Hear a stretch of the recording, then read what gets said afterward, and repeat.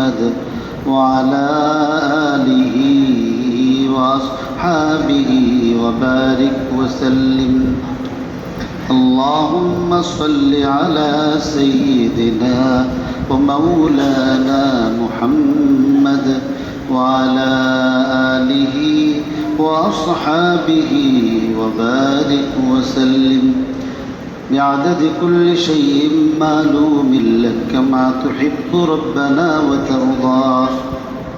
بسم الله الرحمن الرحيم. عن عبادة بن الصامت رضي الله تعالى عنه أنه قال: خرج النبي صلى الله عليه وسلم ليخبرنا بليلة القدر، فتلاحى رجلان من المسلمين فقال: خرجت لأخبركم بليلة القدر، فتلاحى فلان وفلان فرفعت وعسى أن يكون خيرا لكم فالتمسوها في 9 و7 و5। বিশিষ্ট সাহাবী হযরতে উবাদাহ ইবনে সামিত রাদিয়াল্লাহু তাআলা আনহু, সাহাবীদের মধ্যে যিনি সুফি সাহাবী ছিলেন, জিকিরের, আত্মশুদ্ধির, ইখলাসের, আখলাকের যত রেওয়ায়াত আছে ম্যাক্সিমাম রেওয়ায়াত হযরত উবাদা ইবনে সামিতের সূত্রে বর্ণিত। হযরত উবাদা ইবনে সামিত রাদিয়াল্লাহু তাআলা আনহু পীর মুরিদি বয়াতের সিলসিলার রেওয়ায়াত পেশ করছেন। তিনি বলেন যে একদিন সাহাবায়ে কেরাম পরিবেষ্টিত অবস্থায় রসূল করিম সাল্লাল্লাহু আলাইহি ওয়াসাল্লাম ফরমান: قال رسول الله صلى الله عليه وسلم وحوله عصابة من أصحابه। তো নবীজি ইরশাদ করেন, যখন তার চারিপাশে সাহাবায়ে কেরাম পরিবেষ্টন করে তাকে ঘিরে রাখছিলেন। তো সাহাবী কাদেরকে বলে? সাহাবী বলা হয় যেই সৌভাগ্যবান ব্যক্তি করছে, ইমানের হালে দুনিয়া থেকে মৃত্যুবরণ করছে। নবীজির সঙ্গে ইমানের হালে যার সাক্ষাৎ হয়েছে, চোখ দিয়া দেখুন জরুরি না। অনেকে বলে যারা নবীজিরে দেখছে জীবদ্দশায়, যারা নবীজিরে দেখছে এরা সাহাবী। আবু জাহেলও তো দেখছে, এই জন্য সে কি সাহাবী হইব নাকি? দেখলেই চলবে না, ইমান লাগবে। ইমানের সঙ্গে নবীজিরে দেখছে ধরেন। বহু সাহাবী আছে, বিশিষ্ট সাহাবী হযরত আব্দুল্লাহ ইবনে উম্মে মাকতুম জন্মান্ধ ব্যক্তি ছিলেন। ওনার 2 চোখই অন্ধ ছিল। বিশিষ্ট সাহাবী, সাহাবীদের মধ্যে সিনিয়র সাহাবী, মুরব্বী সাহাবী। ওনার তো দৃষ্টিশক্তি নাই, দৃষ্টি প্রতিবন্ধী। তিনি আল্লাহর রাসূলের কাছে থাকলেও তো দেখবেন না, তো উনি কি সাহাবী না? এই জন্যে মুহাক্কিকিন উলামায়ে কেরাম বলেন, ইমানের হালে যারা আল্লাহর রসুলের মোলাকাত লাভ করছে, সাক্ষাৎ হয়েছে আল্লাহর রসুলের সঙ্গে, আবার এই ইমানের হালেই দুনিয়া থেকে বিদায় নিছে, এই শেষের শর্তটা কেন দিছে? যে এমন দুর্ভাগ্যও আছিল ইতিহাসের মধ্যে, যারা ইসলাম গ্রহণ করছিলেন, নবীজির মোলাকাত লাভ করছেন, পরে মুরতাদ হয়ে গেছে, বেঈমান হয়ে গেছে। তো যারা আল্লাহর রসুলরে ইমানের সঙ্গে দেখছে, মোলাকাত করছে, এরপরে ইমান নিয়ে দুনিয়া থেকে যেতে পারেনি, এরা সাহাবী না, কাফের। তো আল্লাহর রসুলের চারিপাশে সাহাবায়ে কেরাম ছিলেন। সাহাবারা তো মুমিনদের সর্বোচ্চ মাকামে অধিষ্ঠিত, উম্মতের শ্রেষ্ঠ জামাত। আল্লাহ রসুল তাদেরকে সম্বোধন করে বলছেন যে বাইউনি, তোমরা আমার বয়াত গ্রহণ করো। আলা আল্লাহ তুশরিকু বিল্লাহি শাইআন ওয়ালা তাসরিকু ওয়ালা তাজনু ওয়ালা তাকতুলু আওলাদাকুম ওয়ালা তাতু বিবুহতানিন তাফতারুনাহু বাইনা আইদিকুম ওয়া আরজুলিকুম। আল্লাহ রসুল ফরমান যে তোমরা আমার সাথে বয়াত নেও, মানে আমার সঙ্গে আমার হাতে তোমরা অঙ্গীকার করো, শপথ নেওয়া। মন্ত্রী মিনিস্টারের শপথ নেওয়া না, তো এই শপথটাকেই বয়াত বলে। এরা শপথ বললে সমস্যা হয় না, যে কি একজন চেয়ারম্যান, একজন মেম্বার, একজন এমপি এরা দাঁড়াইছে তো জনগণের খেদমত করার জন্য, পাশ করছে। তারপরে আবার বৈশাখ একজন ভালো বিচারপতি নালে আপনার প্রধানমন্ত্রীর আপনার পড়াইব, প্রেসিডেন্টের প্রধান বিচারপতি পড়াইব, আর যত সংসদ সদস্য আছে সবাই প্রধানমন্ত্রী ওনার নেতৃত্বে ইমামতিতে সবাই আপনার কী করবেন, করাইব, শপথ করাইব যে কি, যে আমি প্রজাতন্ত্রের একজন সেবক হিসাবে সমস্ত দায়িত্ব পালন করুন। দিলে হয়ে আসছে আবার মুক্তা ফরণ লাগে গেল,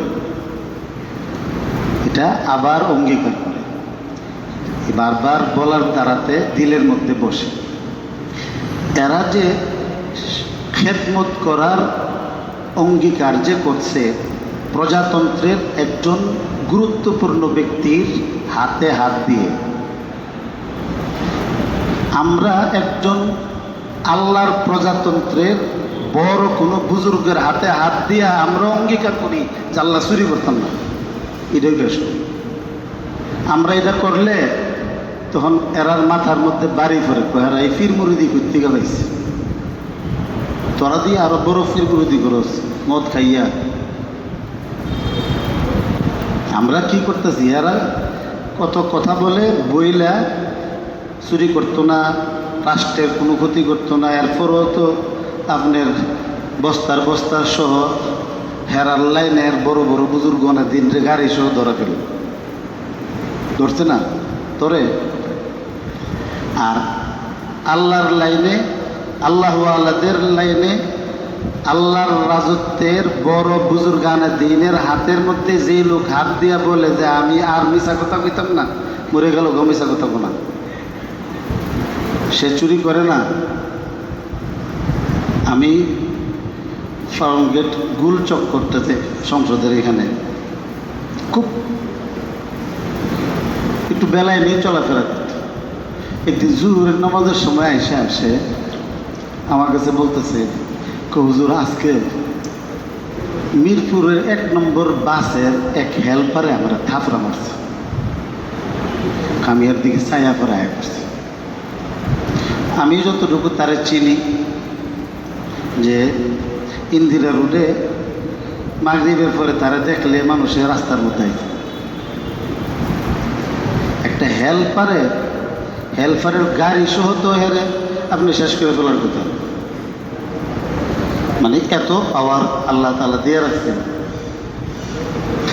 তার অপরাধটা কি, যে মোড়ের মধ্যে এসে যাত্রী উঠাইবার জন্য গাড়িওয়ালারা পারাপারি করে, পারাপারি করতে গিয়া তো সামনের গাড়িটা ওই সে যেখানে মানে একটা মসজিদে জোহর করে আসতেছে, তো গাড়িটা এসে ব্রেক করছে তার বরাবর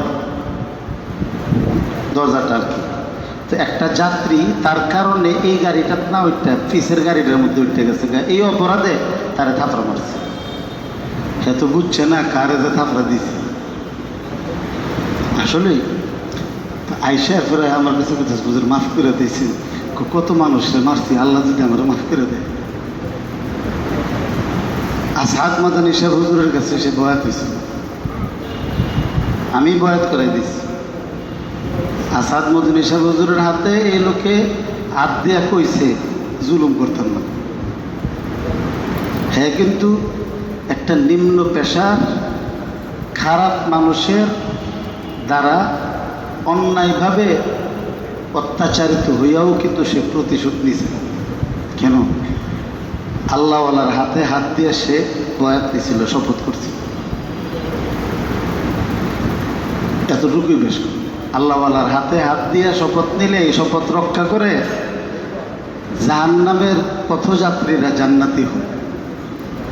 যারা মানুষের জানের জন্য হুমকি হয়, এরা মানুষের জানের নিরাপত্তা আর পাহারাদারি করে। এতটুকুই বেশ। তো হুজুর সাল্লাল্লাহু আলাইহি ওয়াসাল্লাম ফরমান যে তোমরা আমার কাছে বয়াত নেও, মানে শপথ করো। বয়াত তিন ধরনের হয়। একটা হলো জেহাদের বয়াত, আর একটা হলো ইমান আনার বয়াত। বেঈমান ছিল, নবীজির হাতে ধরে ইমান আনার বয়াত নিচ্ছে, মানে মুসলমান হয়েছে। আরেকজন হয়েছে যে যুদ্ধ ময়দানে গেছে আল্লাহ রসুলের সঙ্গে, তখন আবার নতুন করে শপথ দিছে যে আমরা আমাদের লক্ষ্য অর্জিত না হওয়া পর্যন্ত আমরা ফিরব না। আল্লাহ রসুল আপনার সঙ্গে যে অঙ্গীকার করছে অঙ্গীকার পুরা করুন। আর আরেকটা হইল নিজের মানুষের মধ্যে যে কতগুলি খারাপ অভ্যাস আছে, রাগ না থাকাও ক্ষতিকর, বেশি করাও ক্ষতিকর। মাত্রা মতো রাগ হল, রাগ কন্ট্রোল করতে পারে না, কথা কন্ট্রোল করতে পারে না। তারপরে শয়তানের সঙ্গে ওয়াসওয়াসার মধ্যে পরাজিত হয়। ইবাদত করার আগ্রহ আছে, ইবাদত করতে পারে না। আরেকজনের ভালো কিছু দেখলে ফিল হয়ে যাবে, জ্বলন সৃষ্টি হয়। মানুষের উপর অহেতুক অপবাদ দেওয়ানের, মানুষের খারাপই দেখলে আনন্দ লাগে, ভালো দেখলে জ্বলন সৃষ্টি হয়।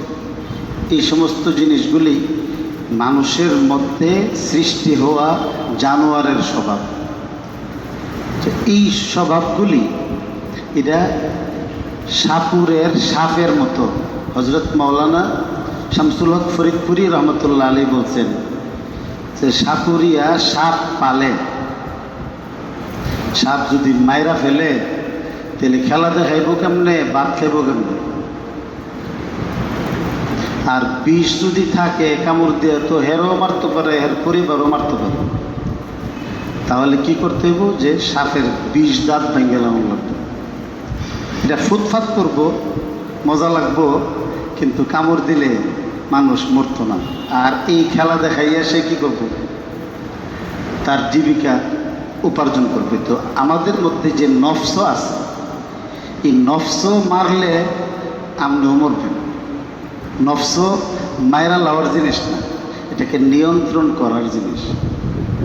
যেই নফস আমারে খারাপের দিকে দাওয়াত দেয়, আল্লাহু ইয়াদউ ইলা দারিস সালাম আজকে বলছে, ওয়াহদি মান ইয়াশাউ ইলা সিরাতিল মুস্তাকিম। আশ-শাইতানু ইয়াইদুকুমুল ফাকরা ওয়া ইয়া'মুরুকুম বিল ফাহশাই ওয়াল্লাহু ইয়াইদুকুম মাগফিরাতাম মিনহু ওয়া ফাদলা। শয়তানে খারাপ কাজ করবার লাগি বলে।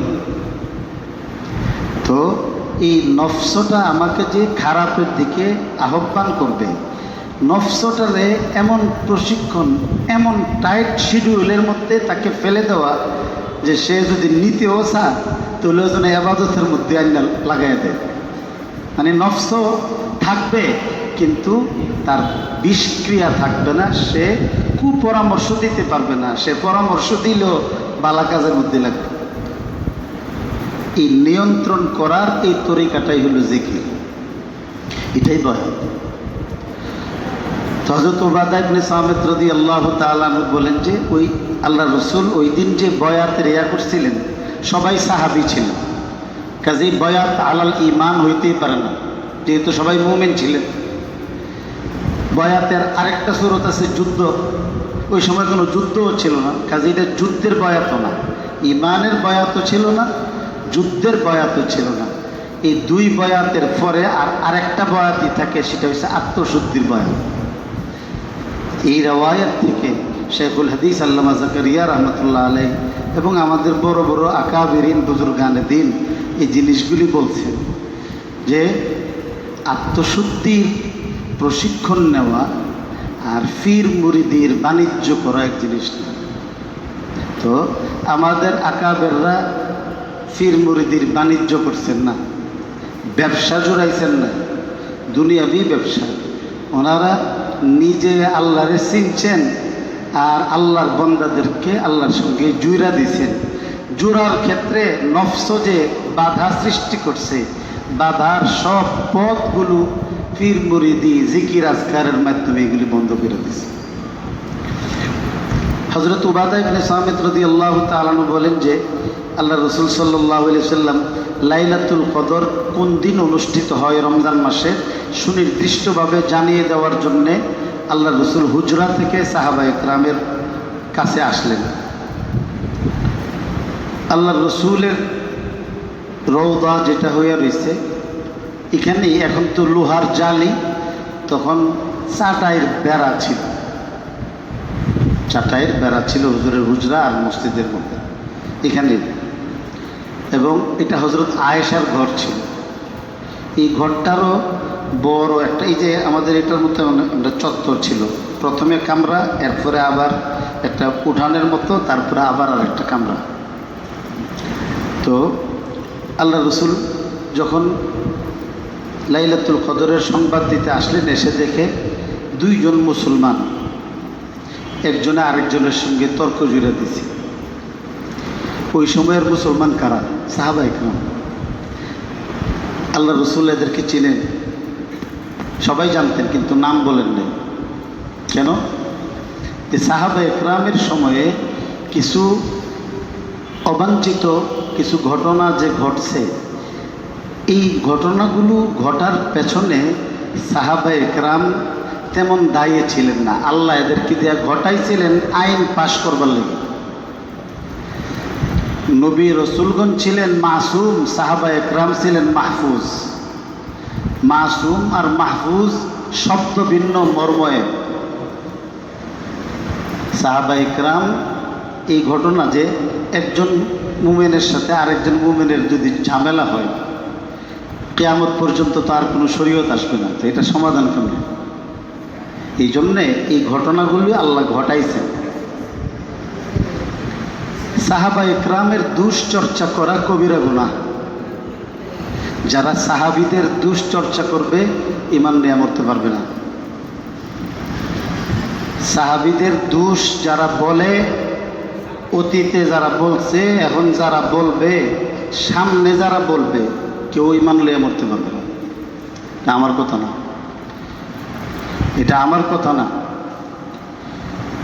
তো যেহেতু শিক্ষার প্রয়োজন, এই জন্য আল্লাহ রাসূল ফরমান যে দুইজন মুসলমান তর্ক জুড়ে দিছে, আল্লাহ রাসূল এদেরকে সামলাইলেন।